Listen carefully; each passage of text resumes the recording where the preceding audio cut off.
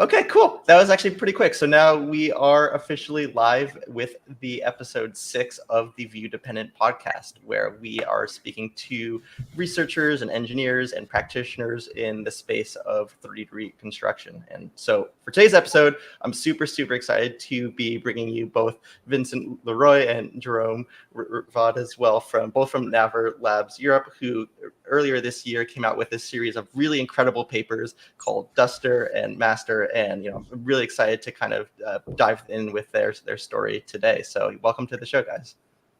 Yeah, also welcome from my side, because it's very exciting to have you here. I see the papers and I see also the work that it sparked, and it's built on top of it. And it's so exciting to talk about your work here. So welcome to the podcast. Thank you. Thanks a lot for having us. This is a privilege and honor. Mm-hmm. I'm really excited to be here with Vincent. Cool. Well, let's go ahead and get started then, and just start to if you could just introduce yourself to the listeners, that'd be awesome.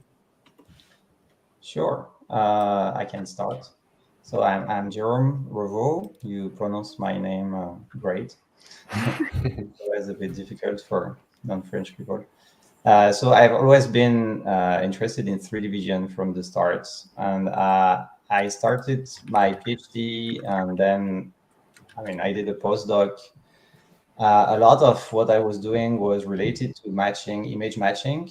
So basically, you have two images, and you try to figure which pixel in the first image corresponds to which pixel in the second image.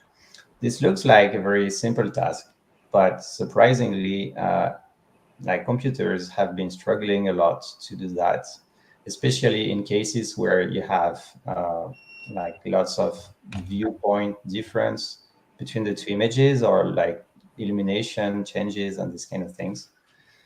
And I've worked on many related topics since then, like image retrieval, which is basically finding images which are again overlapping somehow in a large collection of images. And this gradually led me to actual 3D vision, because matching is a bit like you still have just 2D images, but in fact the core problem that you're trying to solve is really to identify the 3D points, which are visible in both images. So it's actually a 3D problem in a sense. And recently, so I came to Naver, and we had this opportunity to start a project on building a foundation model for 3D vision. And so we gathered a small team, and Vincent was part of the team from the start. And I think we made a long way. Yeah, for sure. When did you actually start? How many years does that go? You mean the project?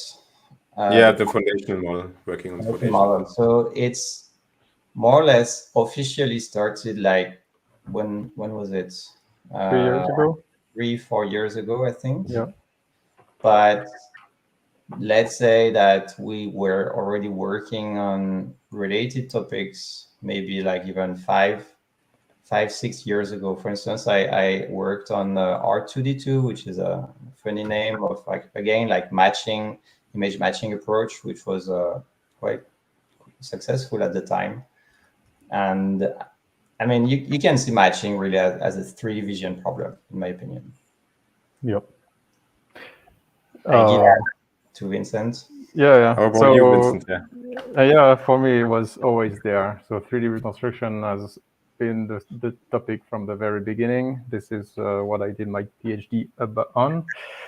I was doing multi-view reconstruction of dynamic humans. So we had a multi-camera platform, and we were filming humans or animals or objects in motion, and the goal was to reconstruct them. And this room. So he was doing his PhD in a private public institution, which is quite big in France. And they have this room. I don't know, Vincent, if I can describe it, but basically it's full of cameras. I don't know, hundreds of cameras, 70. you have 70 synchronized cameras. It's the Kinovis platform at the INRIA Grenoble. It's really impressive. Yeah, we had many people. Like you can film up to 10, 20 people in this platform, and the goal was to reconstruct them. And at the time, it was very, very challenging. I would say it's still challenging though. But yeah, and so I joined Naver 5 years ago, and pretty much I've been working with Jérome almost from the start. So yeah, it's been an interesting journey.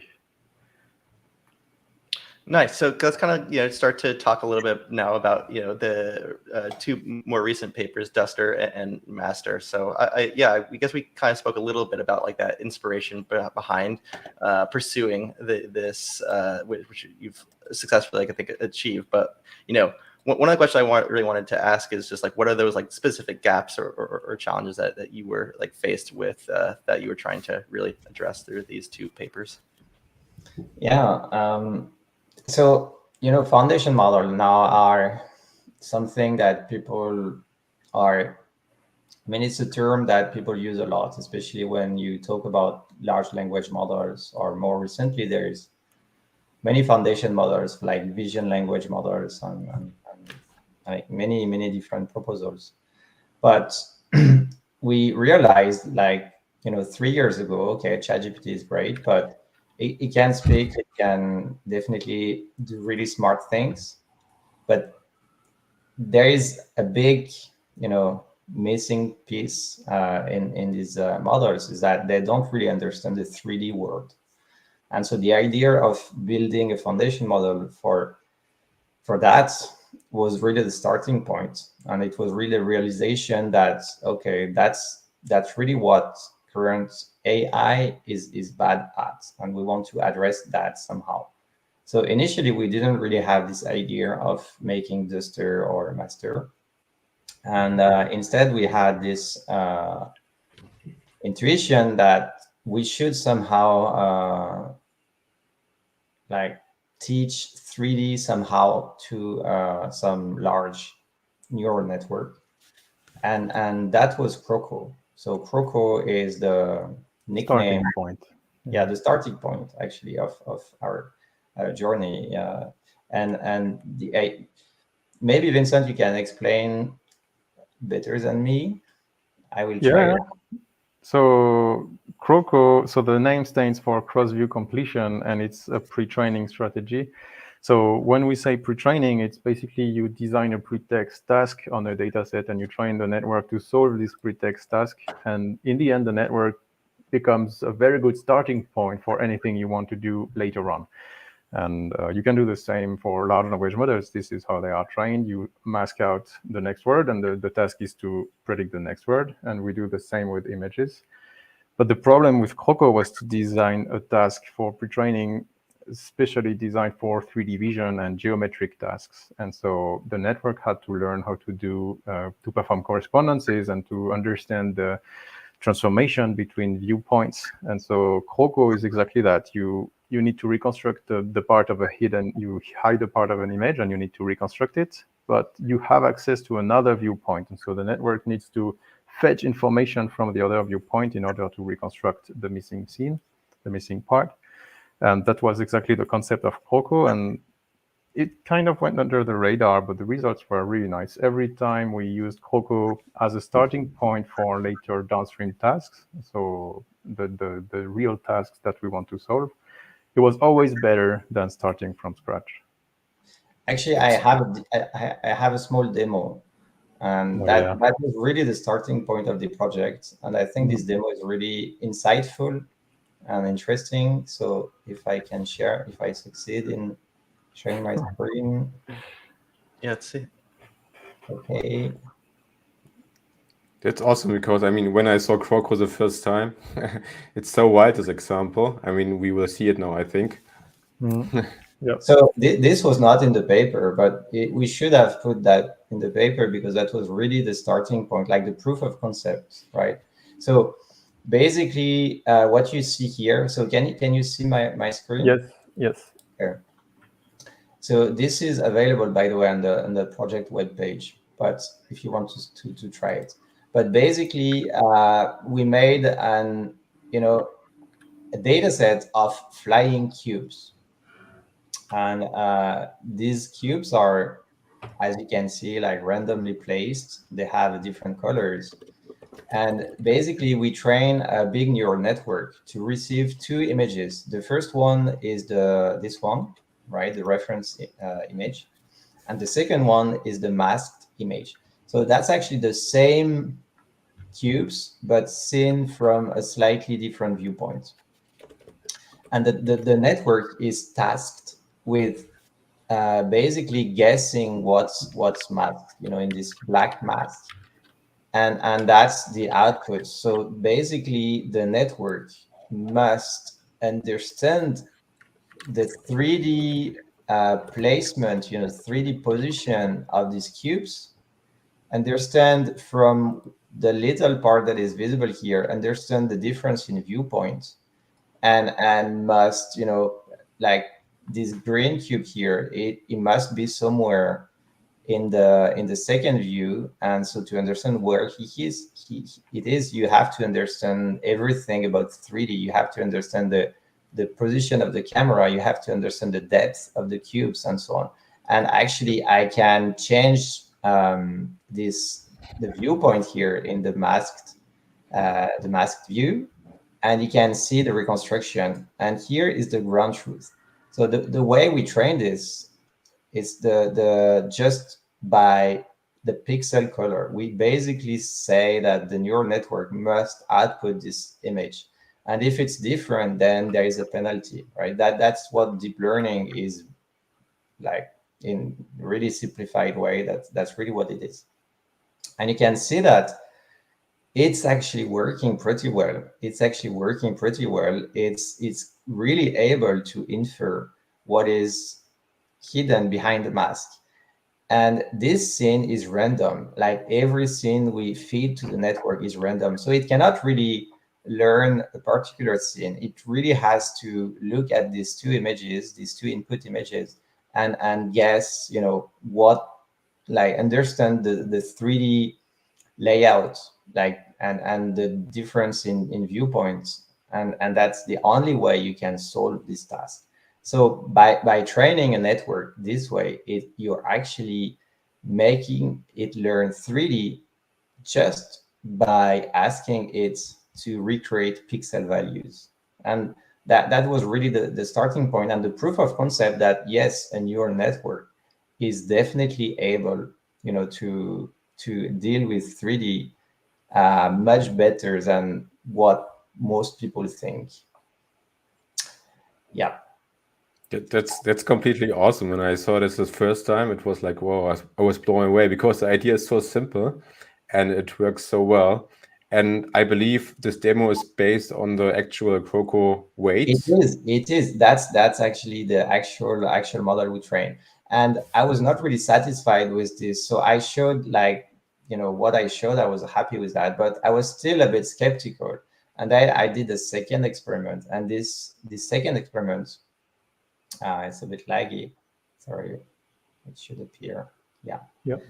Basically, this time I am rotating the reference view. So I switched, I swapped the left and right views, but it doesn't really matter. It's just so that in my interface, I can now rotate the reference view.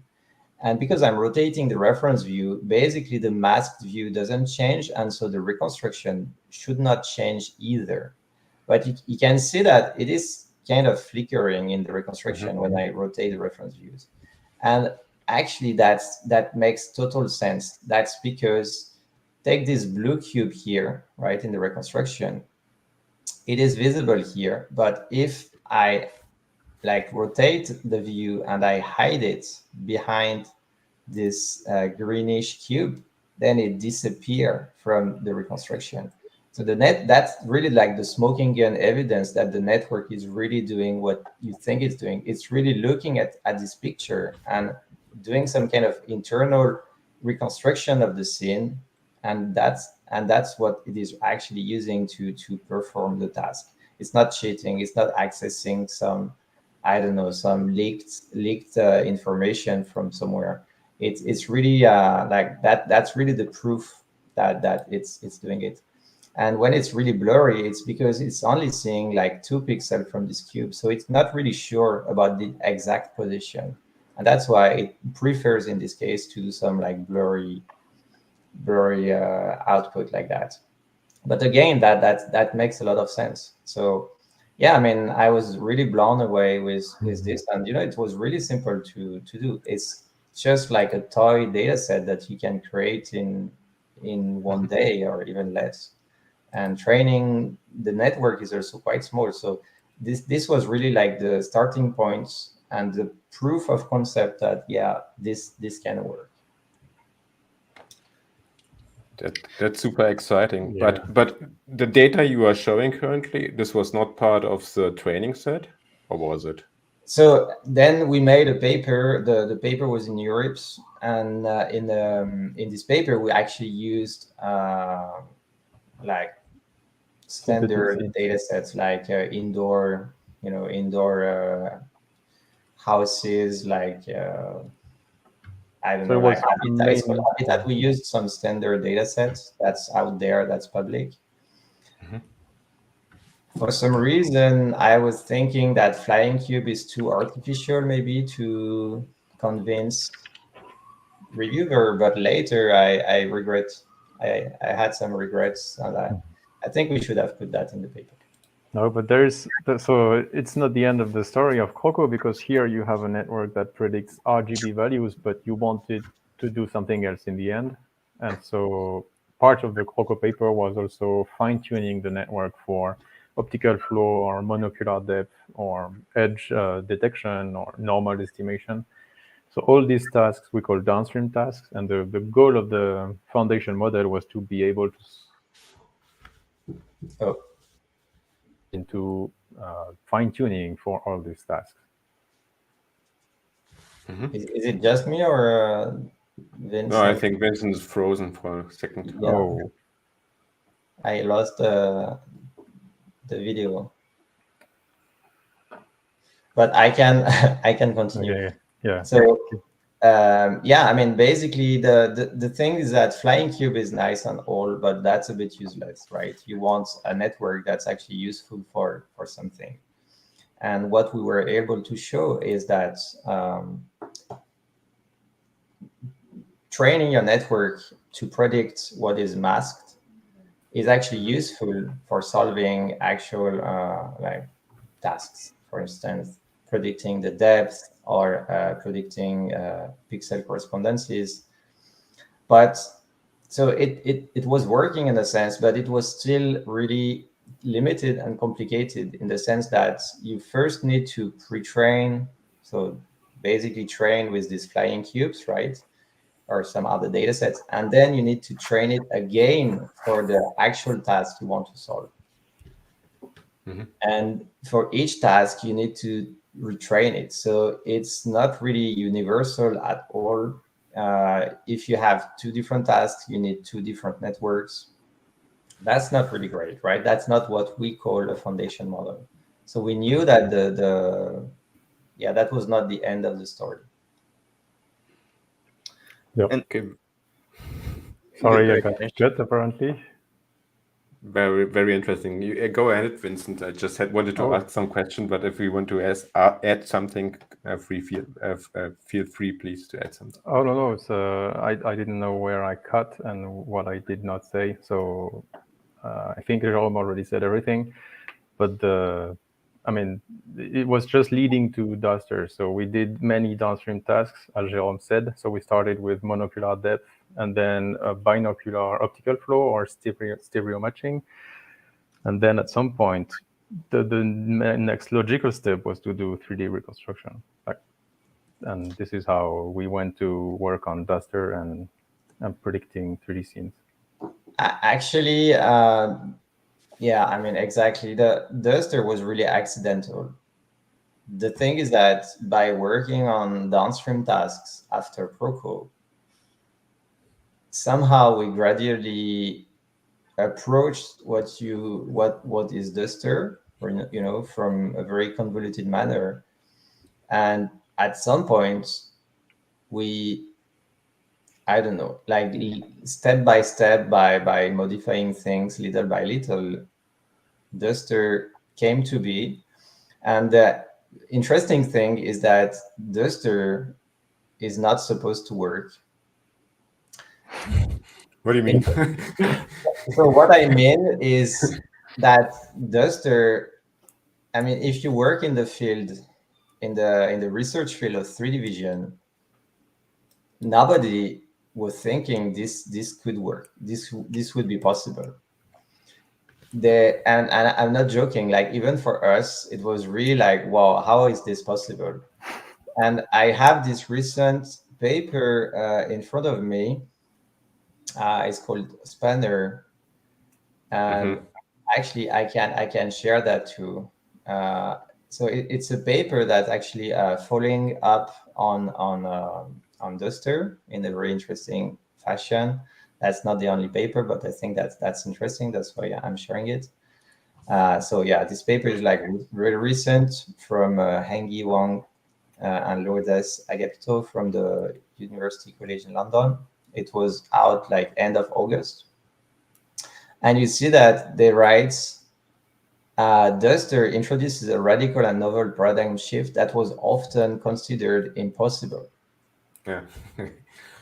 And I mean, it's something we were really surprised. We thought like, how can this work?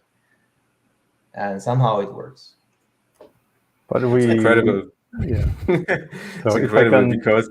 Yeah, go ahead. If I can add on that, so we slowly realized it worked, but it was very gradual. And before DUSt3R, we actually, Jérome actually did scene agnostic coordinate regression. That was like the proof of concept that you could regress what we use in DUSt3R, that is point maps. And this is from this paper that we draw a lot of inspiration to then explore DUSt3R. Definitely, but but it was not exactly the same thing. It was a bit like, so DUSt3R basically just take 2 images, that's it, and do 3D like straight off the box. What we did before was basically taking images plus some 3D information. So we assume that you already have some 3D reconstruction, right? And the network is basically like improving. I mean, I'm simplifying, but the network is taking 2 images, some partial 3D observation is doing like some completion, like some, let's say in painting or something like that. And this paper that was really a necessary stepping, how do you say it, stepping stone for DUSt3R, was submitted 2 times to major conferences, was rejected 2 times. And it's kind of funny. Like sometimes you really need to do useless things that nobody thinks is useful, because it's true. I mean, I don't think the paper was useless, but it's true that it was hard to convince people that this was actually useful. You could do the same thing in a simpler way. And yeah, I mean, without this paper that was rejected 2 times, DUSt3R wouldn't be there. And so I think what might be helpful too for people who haven't necessarily heard of DUSt3R before, or new to some of the technology and topics that we're talking about, is just to give like an overview of just, what DUSt3R is like and what it accomplishes. Absolutely. Do you have the like videos? Yeah, that would help. Yeah, so input is just images and no calibration, no pose, meaning like raw images works fine. It normally takes just 2 images and boom, the output is like the 3D reconstruction for these 2 images. It works with a single image. It's also working with a single image. It's working with opposite viewpoints, which again is something nobody would expect. Like even ourselves, we're like, how come this works? But somehow it works. And that means the task is actually not so difficult. I mean, not as difficult as people would think. And so if you have many images, like the stupidest but easiest way is like you do it for every pair of images, and then you can align everything in the same space. And that's about it, actually. So if you use lots of images, you get this kind of reconstructions. And it's not perfect, right? But it's actually really simple and straightforward compared to everything that existed before. Yeah, it's very, very fascinating. And also when you have the very opposite views, right, that this works at all, I think if you put something like this into the traditional 3D So reconstruction stuff, it completely fades. That's the what we call the impossible matching, and that's really a case that blows our mind because it's actually two images without any overlap. So there's not a single pixel from the first image that appears in the second image. And you put these two images in DUSt3R, and somehow it's still working, which is really, like, for us, it was like, wow, how come this is possible? I posted this on Twitter on my accounts, and people reacted the same way. Like, people in 3D vision, they know that like this should not be possible. I mean, of course it's possible because it's happening, but that's something that surprised everyone. And until now, nobody was expecting something like that. And so why it's possible is because the network is actually learning lots of things about our world. When it sees these two images, it's like guessing that, oh, this looks like it's the same wall. This looks like this is the left corner of the same room, and this is the right corner. And so because I know a wall is flat, and the ground is leveled and everything, they should be disposed like that. That's what it's doing. But again, we never taught the network to do that. It really learned to do it by itself. And the most surprising is that we made sure there was no such case in the train set because we knew it was a very hard case. And so we add constraints like the viewpoint should not be too far away, or the task should not be impossible. And it still worked. And this was very surprising. It was like much beyond our expectations, to be honest. Yeah. But it took us time to realize. Yeah, go ahead. One of my favorite. Go ahead, Janis. I have so many questions. So my question would be, how critical is the point map concept? What are you using in a DUSt3R approach? It's the central concept. So something we did not mention is that, so first let's explain the point map. Probably people don't know. So a point map is a set of 3D points in the shape of an image. So let's say you have an image. For each pixel, you store the 3D coordinate of the point it observes. And so it means it's like a 3D point cloud. But it's more than this because it's retaining the information that this pixel goes here in 3D. And basically, it encodes the geometry, but also the camera, the viewpoint. And this was the key for learning, because the point map is some kind of relaxed camera model that you can start from a random point map prediction and converge very nicely towards the perspective camera model in our case. And the most interesting is that from this point map, you can later extract the camera parameters. You can recover the focal length and you can recover the camera pose. And so DUSt3R is not only about predicting 3D points or a 3D scene, it's also about predicting camera pose and camera parameters. And so the point map is central for unifying all those tasks all together. Yeah, and that was more or less the secret ingredient to DUSt3R. Yeah. So, many people might think that neural networks like AI is a bit like magic. You have lots of data, you take a neural network, you put all your data, the network processes it, and great, it works. But actually, it's much more difficult than that. The most important thing is you need to find the proper, let's say, input and output formats to your neural network. And the point map format was the output of DUSt3R, and nobody tried this before. And somehow it looks, it looks like the point map output is really the what the network, I mean, can deal with most easily, most efficiently. And I mean, we tried different things actually before the point map, and it never worked great. So I tried many different things, and when I say many different things, I tried like conventional outputs, because in the past people have tried the same kind of approaches actually. One such paper was called Demon. It was like from 2016, and they tried almost the same approach as DUSt3R, except they have a different output format. And because they have a different output format, it's actually not working great. But suddenly you, instead of outputting like whatever you ask it to output the point map, and suddenly it starts learning super quickly, it starts generalizing super easily. So that's really key. That's really what makes it work. Okay, because I think we saw like in the demo before you showed of DUSt3R, we saw the point map, and also if you rotate the camera, the point map also rotates, right?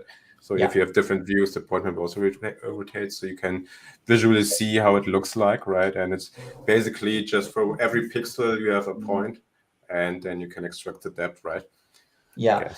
you can actually extract many things from the point map. So as Vincent was saying, the point map is actually, it doesn't make sense from a researcher perspective, because it's under or over constrained. I'm not sure in It's which an way. over-parameterization. So usually you would Right. have, yeah, you would Normally, have, go ahead.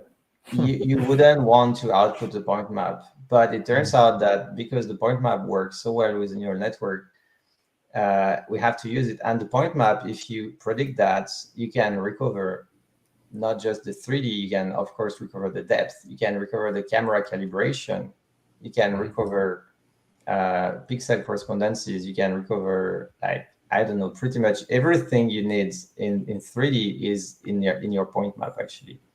And that's, I don't know, I mean, we realized this later. So we're like, wow, actually, this is not just doing 3D reconstruction, this is doing a lot more. Mm-hmm. So maybe if you read the paper, you have the concept explained, how the architecture is and the point map concept. And then you start the evaluation, right? Where you just destroy basically every statistics and every task you are looking at, like matching, image matching, and so on. Maybe you can tell something about this, and how was the feeling if you started to just destroy like every leaderboard? Yeah, and I mean, that's true, but the most incredible thing is we are only using raw images in all our experiments, and that's not what people do. So for instance, there is this like multi-view, how is it called, MVS benchmark, right? Multi-view stereo benchmark. In the paper, there is two tasks. There is like the monocular depth prediction, I think, and the multi-view depth. And all, like, I don't know, in the table is really big. There we compare to maybe 20 like other methods, and all of them, they use additional information. They use the camera calibration, they use the camera pose, they use, I don't know, and we basically beat them without using all this information. This information that everybody thought is not just necessary, is like required for your method to work. So yeah, I mean, at this point we're like, wow, that's seriously incredible. Yeah. And maybe how much data get into this approach? So you have the pre-trained weights from KOCO, and how much data did you apply on top? And is it the same data, or did you have some additional data, or is there no overlap? So yeah, I mean, that's a really important question. With deep learning, and especially foundation model, you want to use as much data as you can. And we used indeed quite a lot of data. Basically, we used everything we found, and it's like maybe, I would say, 10 million pairs, 10 million image pairs, something of this order. Yeah, and then for master, we like doubled this number. We found new data sets, and we basically we put everything in the training set, and we retrained everything. Yeah, and so I wanted to talk a little bit about master as well, because obviously you had released DUSt3R and there was such an immense amount of interest like right away. Like I remember refreshing just like your GitHub page every couple minutes and just like watching this number of stars like just continue to rack up. But then you announced there's another paper as well. There's also master too, and as you just like briefly alluded to, I'm curious, like what were some of those like challenges you faced when you're really trying to push this to its extremes? So, okay, so I guess we first need to start with the story of master. So we said DUSt3R was really good, but there were tasks where it was not. Well, it was still good, but not as good as state of the art. And interestingly, the best results we could get on some tasks was by extracting the correspondences that we could obtain with DUSt3R and then using the traditional methods. And the problem is that DUSt3R was never trained for matching, and so this is exactly the motivation of master. Is we just train DUSt3R to be, in addition, to be able to perform pixel correspondences.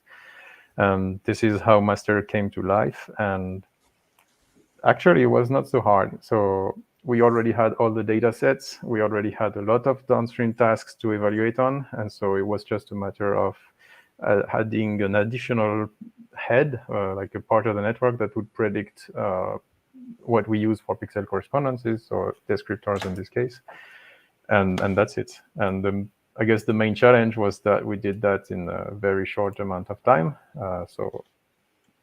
But otherwise, it was very easy.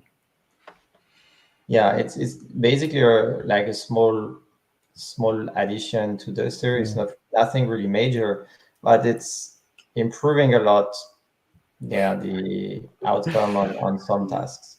Yeah, exactly. So yeah, master is not a great contribution in terms of novelty because it's just an additional head that is trained with standard losses. But the performance gain is incredibly significant, especially on like the map-free dataset where we completely beat the existing methods by a crazy margin. And everything we tried, the improvement was crazy. Disclaimer, DUSt3R and master is definitely not yet state of the art everywhere. There's still tasks where it's not as good as like other more conventional methods. But I mean, that's fine. I think that's such a new paradigm. This is definitely the beginning of the story, right? There is still a lot of developments. The improvement we did with master is like a small change, as Vincent was saying. And I'm pretty sure there are lots of like small changes again that will dramatically improve the performance further. Do you attribute in master the additional performance due to the second head you introduced, or is it to just more data? And also as you mentioned that you are not basically everywhere state of the art. Do you think you could solve this with more data? So every time we add data, we see the performance go up. So for master, it's actually 50-50, I would say. The improvement over DUSt3R is half explained by adding more data in the training, and half by the new heads, which is like doing precise pixel matching. We have some ablation in the paper that more or less shows that adding data always helps. That's undeniable. Mm-hmm.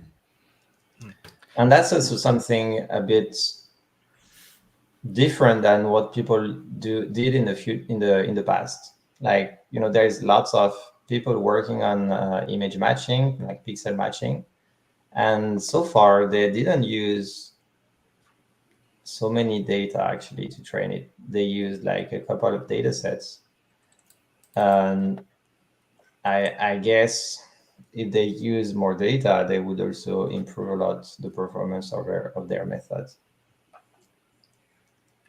And so I think we've seen a couple like really exciting new papers as well that build on top of DUSt3R too. Like, there's Instant Splat, and then you took a look at just Spanner just a second ago. There's Splatter, there's Spanner, Instant Splat, DUSt3R. There's I don't know, a couple of other papers which I'm sorry I forgot the name, but it's I mean the reaction in the community was incredible. We feel really blessed. honored. Yeah, and we didn't really expect. Oh, sorry, go ahead. No, that's incredible. And one of the things that I'm curious too about is that the license for the DUSt3R, for instance, is very like permissibly licensed too. And so I wanted to like ask you about like the motivation for like wanting to actually make this something that people can like build on top of easily.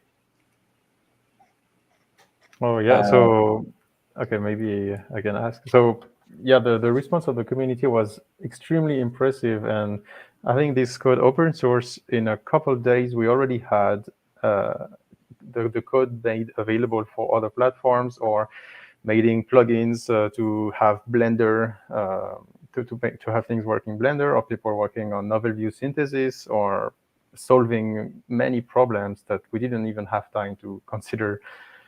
So I think that having this open source made the progress of the code base and the capabilities of the software incredibly faster than what we could have done on our own. I would actually take the example of image like diffusion, like image generation with diffusion. DALL-E from OpenAI, I'm sure you remember. I don't know when it went out, a couple of years ago. And as far as I understand, this is a huge network that nobody could train that if you don't have millions of dollars. And OpenAI can do it because OpenAI has huge resources, okay? But what maybe OpenAI was not expecting was stable diffusion. Stable diffusion is more or less the academic version of DALL-E, but it's also much smaller in terms of neural network and much more efficient. And that's what the academic community is really good at. They have less resources for sure, but they have more ideas maybe. And so more people. and I mean, it's the same with the Llama. Recently, like Meta released the Llama language, large language model, and it's more or less on par with ChatGPT, but it's much smaller, right? And why is it much smaller? It's because on the academia, researchers are trying to make the best out of the small resources they have. And they somehow, thousands of researchers are able to compete with a company that has huge resources. And that's really, I mean, I think on the long run, you cannot beat academia, right? So by making something public, you are actually giving the opportunity to thousands of smart people to do much better than what you initially did.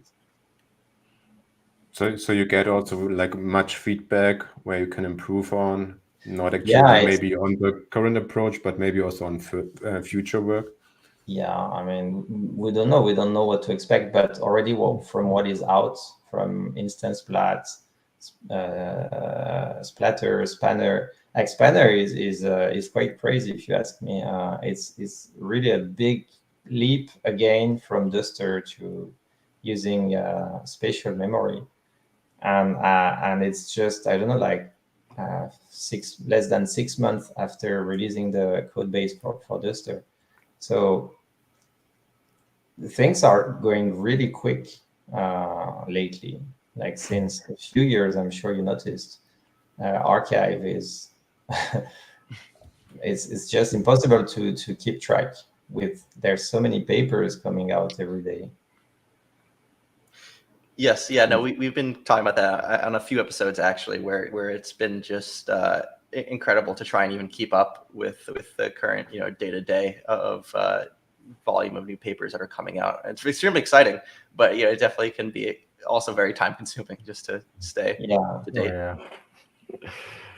For sure. It is, And I yes. think it can be overwhelming also for many people, which I totally understand. It's you can, like, honestly, you can 100% of your time can just read new papers without doing without having the time to work on anything. So was there a difference between the release of the paper? Let's say you upload it to archive, and was there an immediate feedback, or like did people see the work and already saw that there's something big coming, or where was the big bang when you released the code? Was this the pivotal moment which really triggered the popularity of DUSt3R? So did you notice a big gap between the release of the paper and the code? Excitement was already building up when we released the archive version. And we had already a lot of requests for when the code was going to be available, and people were already asking us. You mean for master? Because DUSt3R, I think, was released in December last year. But the code was released later. And at that time, like, nobody knew about DUSt3R, that's for sure. The code came up in like beginning of March, maybe, I think. And yeah, I mean, we started to communicate on Twitter, like the impossible matching video that you showed earlier, and this kind of thing. And yeah, I don't really remember, to be honest. Also, I think one secret to it is that you if you check out the repo, the DUSt3R repo and also the master repo, it's both the same. The code is very nice structured and easy to run, so it runs straight away, and also provide a nice UI, which also helps, I think, to promote the results, because if you have to double with the code and play with it until you get it running and to get some results, and also if you cannot try your own data, it might be less impressive. But because when I checked it out, the code from DUSt3R, when it was released, I just took 2 images of my kitchen here and I put it into the UI, and then there was already after 1 or 2 seconds there was the reconstruction of the kitchen, and it was, wow, okay, that's impressive. I remember, actually, you were one of the first guy to test it and to do some like feedback, and that was really nice. So lots of credit go to Johan. He's the engineer working on our project. I would say research engineer more than engineer. He's maintaining the code base, and if you open an issue on the GitHub, there's a high chance he will answer. But yeah, I mean, this is quite surprising if you're a bit familiar with the the conventional methods, let's say, which are usually you need multiple steps. It takes a long time. You need maybe to install lots of dependencies and so on. And yeah, I mean, DUSt3R is kind of straightforward and simple in comparison. And also, so another maybe complementary response to your question about like why did we open source the code? Nowadays, having a paper in a prestigious conference like CVPR is not really enough if you want to have impact. Let's face it, if you publish a great paper but you don't release the code, I think you will have a lot less impact, maybe even like 10 times less impact than if you release the code. Releasing the code is really important if you want people to actually, follow up, consider your work and do something with it. It's also like a guarantee that you're not cheating in the paper, because recently there is more and more cases of Fraud. paper, like results falsification.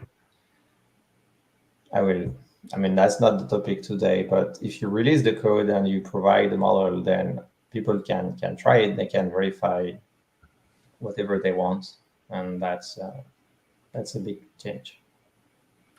And I think examples of people trying the code for DUSt3R definitely made a big difference for me too. One of the examples that I really like is this one from Airbnb, where it's something that I've always struggled with when trying to find a place to book. Is this actually an accurate view as to what I might get? And I feel like this is just such a helpful tool to kind of get that really quick visualization of maybe this Airbnb is a bit smaller than I thought.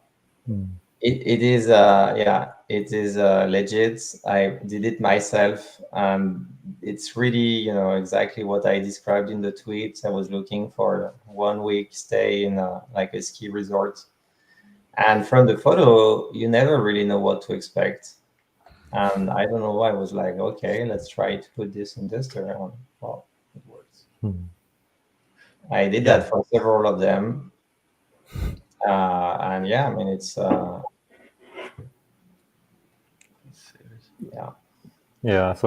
having the demo available for people was great, but I think the most important is that DUSt3R was so easy to use and also robust to very wide viewpoint changes. Like here in the reconstruction you showed, you barely have overlap between the views, and having a reconstruction of a full flat or even a room without overlap was not even thinkable before. And so now I think there was a lot of excitement because it opened many opportunities of different applications, and basically enhancing the capabilities of whatever technology you were using. If you were using novel view synthesis like Gaussian splatting or NURBS, suddenly you had access to camera poses in much sparser setups, and initial 3D geometry that you can use for Gaussian splatting as well. And I think part of the excitement came from the fact that DUSt3R was allowing this. So one of the things that... Go ahead. Because there's a question from the audience. So how was the reaction on CVPR this year? Because I don't know. Did you go together there? I don't know. Yeah. And how was it? And how was it different from the other years? Because I saw the picture on the internet. I think one of you guys posted it, where you were presenting the poster and there was like a big crowd surrounding you. Was it all the time as this? It was amazing and exhausting at the same time. Yeah. We were four. Actually, we are 5 authors on the paper, and 4 of us were present. But I think that was barely sufficient, because indeed there was a big crowd. And I mean, for those who never came to CVPR, it's really crowdy lately. I don't know how many people there are, maybe 10,000, right? Something like that. 10,000 people are gathered basically during 1 week for, I don't know, there was something like 2.5 thousand accepted papers this year. And it's super crowded, and we gather lots of attention. So because we released the code 3 months before, and many people heard of DUSt3R, then there was really we've got lots of attention. And actually, when I was wondering, because I was also looking at other papers, I often met random people which I didn't know. They recognized like me, or maybe Vincent too, and they asked, "Hey, I have a question for DUSt3R." Yeah, it was nonstop. So all the feedback was very positive, and everybody was super excited. We were a bit afraid that some people would reject the idea, but in fact, everybody was super thrilled. But yeah, for sure. Well, some people rejected the idea. I think it was mainly I met a few let's say, senior researchers, which are, I would say, like 50-plus-year-olds. They are in the field since a long time, and for them, it's they, I don't know. I think they don't understand how it's possible, how it works, and they kind of question the fact that it's even working. But I think most of the people who like came to the poster and talked with us are really young, like PhD students mostly. Not only, but like 90%, I would say, are like PhD students. And I think they are, I mean, when you're young, it's easier to accept like paradigm changes. And so, kind of along that line of thought, what are some of like these like lessons that you've learned across like your own like research journeys up until now? Lots of lessons to be learned.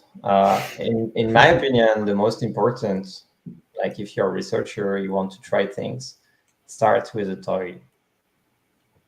Like the flying cube I showed before. This really, like, if you do it without interruption, it's taking maybe 1 week. 1 week is nothing to try out an idea and verify that it has potential for something. And if you have a toy, it's also much easier to have this feedback loop, to debug, to identify the problems that, because sometimes, I mean, most of the time you think you have a great idea and you try it and it doesn't work. And understanding why it doesn't work can be really complicated, especially if you have a big network, if you need to train it for 1 week. But if you have just like a small toy data sets and a small network, and then you can train that in, I don't know, ideally in less than 1 hour. And then you can do a lot more. The feedback loop is insanely faster if you do that. So that's what I always do whenever I have an idea. I always first think, what is the kind of toy data I need to test this? But it's hard. Like, it's not like it's easy to design a toy example and you need to train for that. It won't work first try. And the more toy data sets you do, the more toy examples you do, the better you get at it. And yeah, I think we do that all the time. Like for everything we want to try, we have a toy, usually randomly generated with perfect synthetic ground truth and very symbolic of the task that you want to do. And usually it's easier if you decrease the complexity. So maybe if you're trying to do something in 3D, maybe you can start in 2 dimensions or sometimes even 1 dimension, and everything will be faster and easier to understand. Maybe I have another lesson that I learned is it doesn't come out of the blue. Like DUSt3R was not invented from nothing. It was a very logical and continuous path that led us here. And so it was probably more a question of resilience and pursuing what we thought was interesting, even though it was not so popular and it was not so successful. So it's really taking small steps and doing a lot of toy examples along the way. It's very different when you read the papers, because if you read KOCO, DUSt3R and MASt3R, it looks like it was planned all the time. Yeah, but it was really not. Yeah. It's a bit hard, to be honest, with these things. When you write a paper, you don't want. I mean, I don't know. It's not really the kind of thing you want to emphasize. Like that's also not really what people are interested in, I guess. The history of how you came up with the idea. Yeah, no, I mean, I totally agree with Vincent. You need to go step by step. You cannot do something great directly. It needs to be like small step, 1 step at a time. And for this to work, it also means you have to believe in what you're doing for a sufficient time. If every 3 months you switch topics, it cannot happen, I think. And along that same thought line, so I want to ask your opinion on something, because one of the perspectives that I've heard is that it's important to really dedicate yourself to pursuing a certain line of thought or research. But when you see all this volume of papers that are coming out on a day-by-day basis, and then there are all these great advancements, how do you recommend that people stay focused and continue to pursue their lines of research? So I think we are in a position where it's easier to repress the urge to follow what everybody does. So I guess at Naval Labs Europe, we are we don't have this publish or perish mentality, and we are a bit free to explore what we think is important and interesting. And this freedom is basically key to generate more innovation. I don't know. For sure. You can't really produce or create interesting thing if somebody is threatening you to fire you, or you're gonna lose your job. So really, this freedom is extremely important to have space to explore and take your time, and because it's a lot of failures. Easy to say. It's easy to say, take your time. If you're a PhD student, usually you're stressed out by the deadline. You need to, I don't know, many PhD students, they need 3 publications before the end of the PhD. But they don't really feel I can take my time, I can explore many things. But yeah, we are quite lucky in the company in Naval Labs Europe. We have lot of trust from the direction and also resources. Resources, and we definitely can take a bit of time to really develop some ideas we believe in. And I mean, this doesn't really answer the question. So the constant flow of papers and innovation in general that's happening lately, on my side, I believe that this is not something you should take too much time to watch.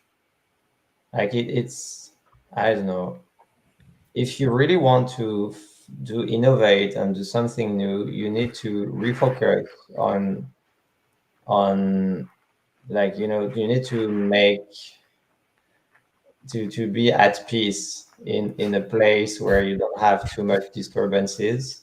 And this is not really compatible with checking every day what's new.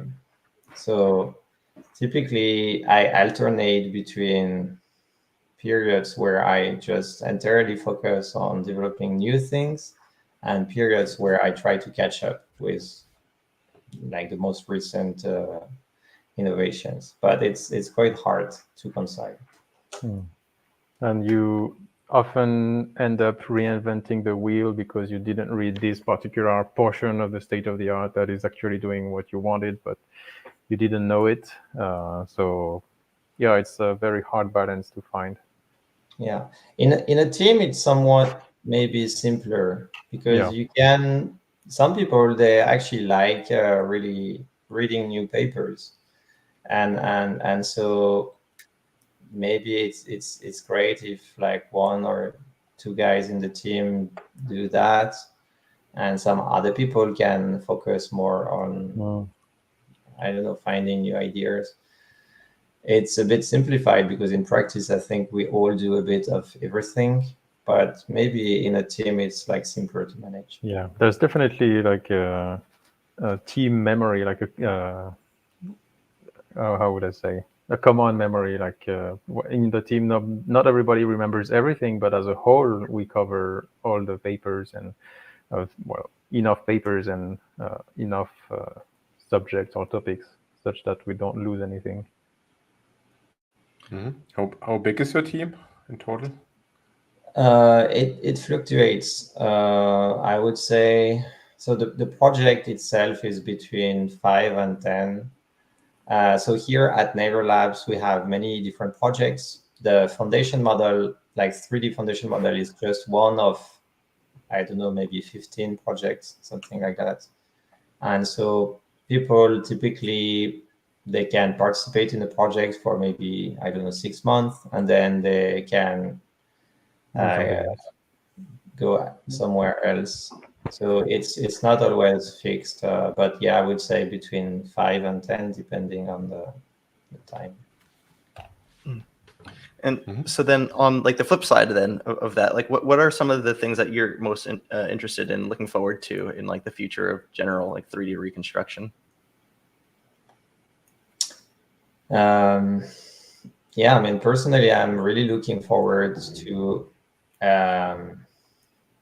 some magic, just give some images.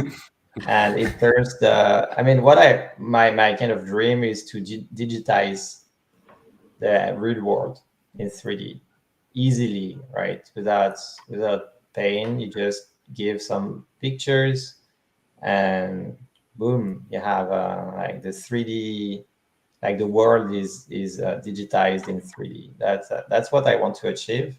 I think we definitely made a big leap in this direction, but we're quite far from that. Especially if you consider like the temporal also aspects. Yeah. So we never talked about dynamic objects, and for now, DUSt3R is only trained on static scenes. But for sure, extending it to the dynamic world would be extremely exciting. Maybe my viewpoint on that. So we are trying to have a holistic approach that does everything. And for instance, like DUSt3R or MASt3R, they have limitations and they have weaknesses. And when we look at that, for example, if you have very symmetric places, MASt3R is going to match the similar looking parts of the scene, even though they don't match in reality. And as a human, you can disambiguate because you see there is a pole in the first image that is not in the second image. But it's not about pixel matching. It's really about global reasoning. And so for me, the very exciting thing is if we start having more and more holistic approaches, we might be able to handle, let's say, harder cases and have some instances of what you could call common sense to solve the extreme cases. Because again, as a human, just like for vision, when you see there's a metal pole in a scene, in a view, and there is not this pole in the second view, it helps you disambiguate this extremely hard case. And it's super simple for us. And so I'm pretty sure there should be some holistic neural network that could be able to solve these tasks. And for me, this is what's exciting.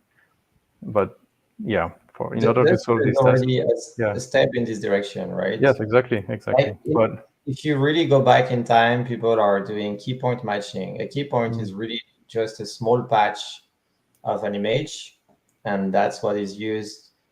Basically, that's like the atomic brick of 3D reconstruction, right? From the key points, you can have correspondences, and then you can do 3D reconstruction.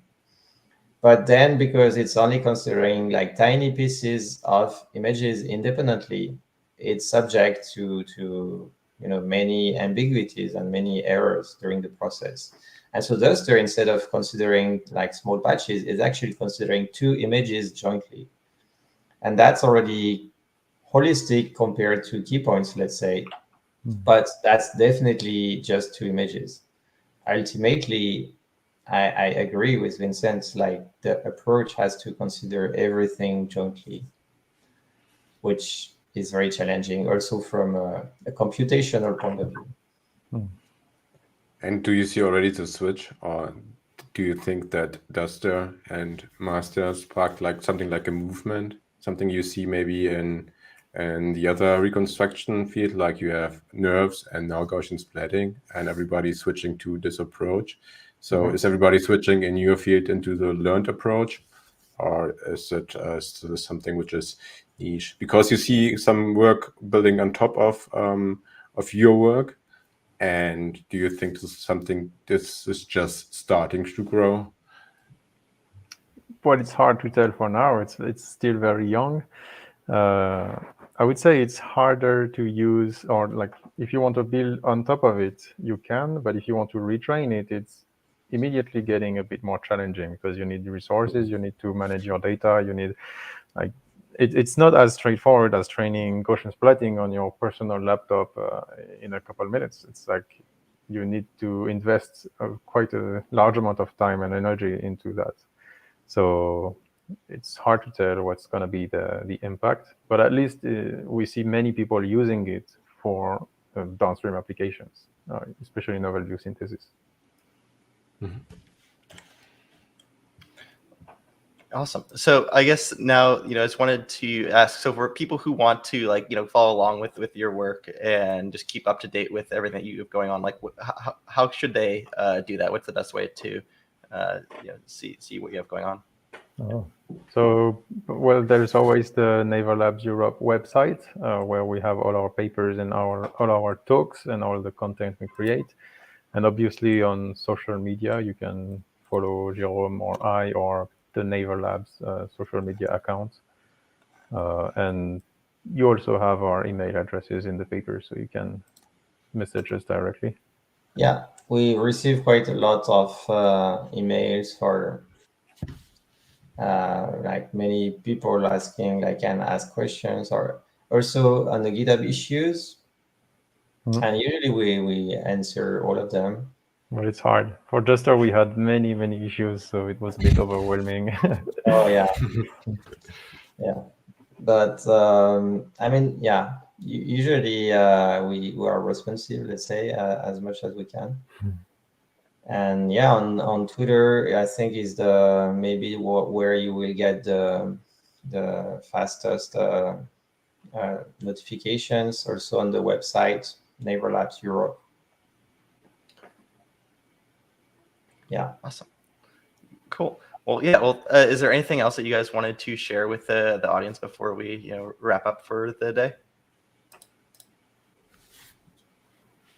I don't know. I think we did a pretty good cover of all possible topics. Yeah. Thank you for inviting us. And, yeah, it's a pleasure. Yeah, a great pleasure for us to be there. Yeah. It was awesome having you here. It was really nice talk, and also all the insights, not only technical, but also with respect to the background of your research and how you came with the approaches. It was very interesting and very inspiring. So, something I didn't really have time to talk about maybe is novel view rendering. That's really exciting for me. That's really something I would like to do. So of course, you guys know a lot more than us about this.